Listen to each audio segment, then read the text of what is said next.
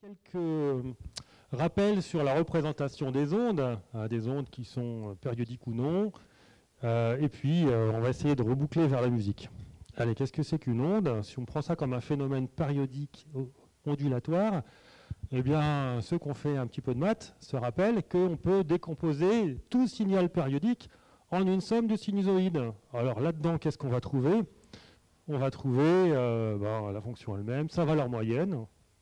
Normalement, vous avez cette ondulation se fait autour d'une valeur moyenne. Et puis ici, oh là là, ça ne vous fait pas peur, vous avez n oméga, c'est-à-dire on va avoir ce qu'on va appeler un fondamental et des harmoniques derrière, des vibrations à des fréquences multiples.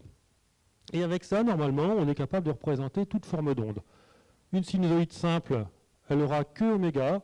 Une sinusoïde ou un carré, par exemple, va avoir plus d'harmoniques. Il va falloir lui rajouter une composition de signaux à des fréquences plus élevées pour arriver, en les combinant, à décrire le signal carré. Voilà, donc on va remarquer ici les périodes du signal et puis les amplitudes A et B ici, qui permettent de régler quelque part la phase, au retard relatif des différentes sinusoïdes entre elles. On va revenir. Bon, comment est-ce qu'on représente ça? Une fois qu'on a représenté les sinusoïdes avec leur oméga qui est là, et ben la tentation est grande de se dire, bon, je vais représenter les fréquences. Les fréquences, on les représente sur un graphe de fréquence, on met la fréquence ici, en log. Bon, le log c'est quoi? C'est chaque fois que je multiplie par 2, au lieu d'avoir la distance 2 fois plus grande, j'augmente d'un cran. Chaque fois que je multiplie par 2, j'augmente d'un cran. Ou je multiplie par 10, j'augmente d'un cran, mais ce n'est pas le même cran. Voilà, c'est une façon de voir un peu plus loin sur une représentation qu'on appelle donc logarithmique du coup. Allez, ça c'est un signal où on va trouver ce qu'on appellera le fondamental et ses harmoniques, c'est-à-dire ces sinusoïdes de fréquences multiples qui vont permettre de représenter le signal. Cette représentation-là, finalement, elle est très très très analogue. Si je lui superpose un instrument de tous les jours, tout le monde en a chez soi. Non, c'est une celtique celle-là, vous remarquerez, il n'y a pas de pédale. Donc vous en avez chez vous, vous n'êtes pas des vrais bretons sinon. Alors ça ou un clavier, vous remarquerez que si je passe d'une corde, d'une octave à sa suivante, j'ai toujours la même distance parce que normalement on attrape toujours avec les doigts la même distance. Et donc là on est en représentation log déjà, vous l'avez jamais remarqué ça. Sur un clavier, on est en représentation log. Aussi, quand je passe d'une note à l'octave suivante, je fais x2 sur la fréquence, mais ça j'y arrive, c'est à une distance constante. Bon, alors ça c'est pour faire plus sérieux, pour dire qu'on est quand même avec des prépas ici. Quelques exemples, la fonction créneau dite symétrique, celle qui fait, c'est votre réveil matin, ça, c'est le petit buzzer très désagréable. Il est fait comment celui-là? Par alimentation, interruption d'une petite cellule piézoélectrique qui vibre. Donc c'est on-off, 0,1, ça doit être un informaticien qui l'a mis au point. Et donc, c'est donc parfaitement carré. Vous avez 0, 1, donc il y a des fronts abrupts. Personne ne prend la peine de lisser tout ça pour que ça fasse un son plus doux à l'oreille. Donc quand on le regarde, il est comme ça. Et puis ceux qui sont très très attentifs et très cultivés auront remarqué qu'on a la fréquence au-dessus dans la sinusoïde, et puis on a l'amplitude en dessous. Et puis ceux qui sont encore plus attentifs auront remarqué que j'ai 2n comme multiplicateur de la fréquence, avec t là, et j'ai 2n au dénominateur. Et donc quand j'ai sinus x sur x, ça me donne quoi? Sinus cardinal. Donc on va retrouver quelque part quelque chose qui ressemble à un sinus cardinal. Ah ouais, vous avez prévenu. Alors celui où on a plein d'autres choses comme ça, la sinusoïde régressée, etc. Bon, vous verrez ça le moment venu. Bon, pourquoi parler de Fourier maintenant en termes de transformés? Pour l'instant, on a parlé des signaux périodiques. C'est quoi un signal périodique? Il ne change jamais. C'est votre réveil le matin, sauf celui qui fait bip, bip, bip, parce que celui-là, il est modulé en plus. Mais les signaux, la musique, c'est jamais vraiment périodique, infini comme ça. On ne peut pas le représenter avec une série de Fourier. On est obligé de représenter des choses qui évoluent et puis de se dire, bon, je vais représenter l'ensemble. Par exemple, si vous prenez un musicien, violoniste avec son vibrato, ou guitariste avec son vibrato, ou quand on fait une belle attaque de guitare, le son, il n'est pas constant.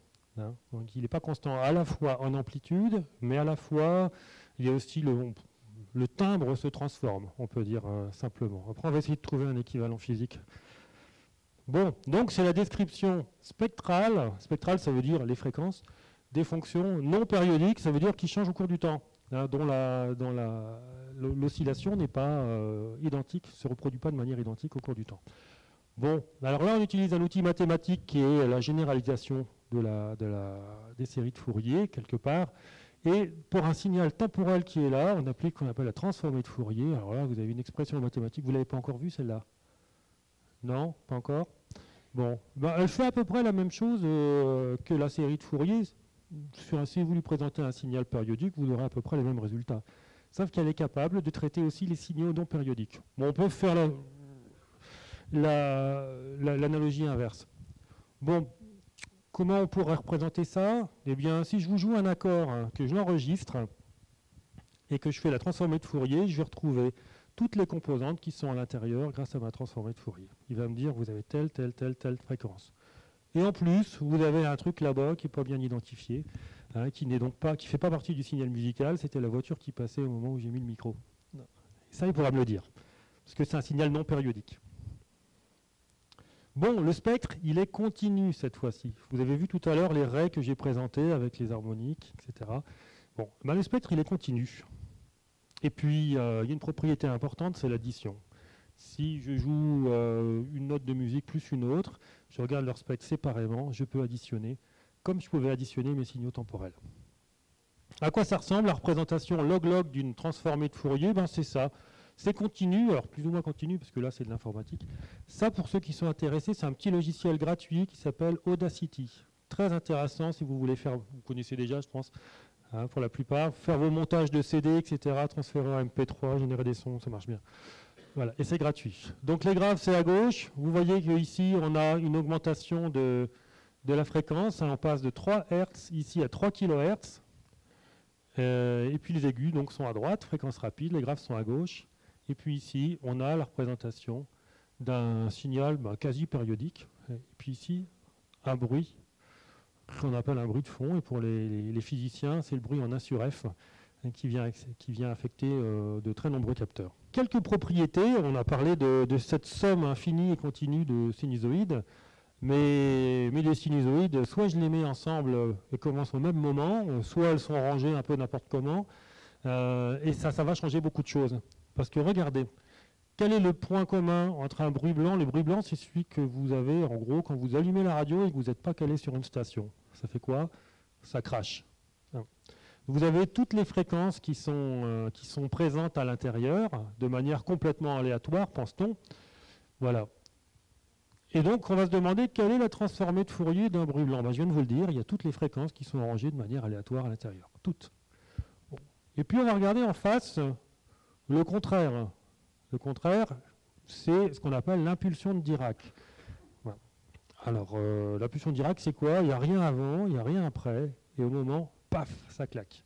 C'est l'éclair, le jour de pluie, c'est le claquement de main. Pardon, le claquement de main, si je le fais ici, mais ça va vous faire mal aux oreilles. Ça permet de tester une salle acoustique. Et qu'est-ce qu'il y a là-dedans?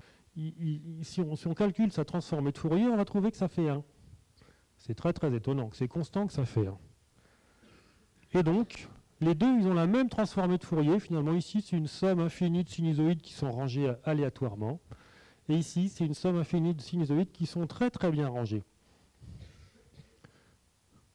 Sauf que là, j'ai une phase, c'est-à-dire l'ordre, l'instant à laquelle je démarre les sinusoïdes, la phase, vous voyez ce que c'est, les phases, vous connaissez, hein, qui sont rangées de manière aléatoire. Et là, pour faire ce claquement, on les a toutes rangées de manière identique, avec leur maximum à t égale 0. Et donc, ils ont exactement la même densité spectrale, la même énergie présente à l'intérieur, sauf qu'elles sont rangées différemment. Un tout petit peu de lien avec la musique maintenant. Je vous avais présenté la harpe en vous disant que le clavier c'est pareil. Eh bien oui, c'est pareil. Le spectre, l'amplitude, etc. On va se mettre quelques repères dans la tête. L'octave, c'est un terme musical, mais les gens qui font l'électronique, ils se rappellent que c'est quand on double la fréquence. Et effectivement, c'est bien ça qui se passe. Quand je double la fréquence, j'entends le passage d'une note à une autre. Bon, je double la fréquence. Et ça peut se mesurer très facilement. La décade, alors ça c'est le terme réservé aux électroniciens qui font du filtre. Alors on dit quand je fais un filtre d'ordre 1, ça me fait 20 dB par décade, etc. C'est quand je passe de F à 10F. Alors 2F, je passe du Do au Do. 10F, c'est un multiple de 2 aussi. Donc ce sera aussi une octave, on remarquera. Le demi-ton égal. Ah, alors attendez, si je suis passé de manière logarithmique du Do au Do, c'est-à-dire une octave en multipliant par 2, donc, vous suivez, ça va être la racine 12e de mon octave. Et donc, le demi-ton, pour passer d'un demi-ton à son voisin, on va passer par la racine 12e, on va multiplier par la racine 12e. C'est quelque chose qui est très légèrement supérieur à 1, parce que quand on le multiplie 12 fois par lui-même, eh ben, ça fait 2. Et le ton, le ton, c'est 2 demi-tons, donc c'est 2 racine 6e de 2. Alors ça, ce serait dans le cas idéal où on jouerait de la musique qu'on croirait juste, c'est-à-dire tous les demi-tons sont égaux, comme on a appris à l'école de musique quand on y est allé ou en cours de musique. Alors je vais vous dire un truc, on vous a menti. On va voir maintenant.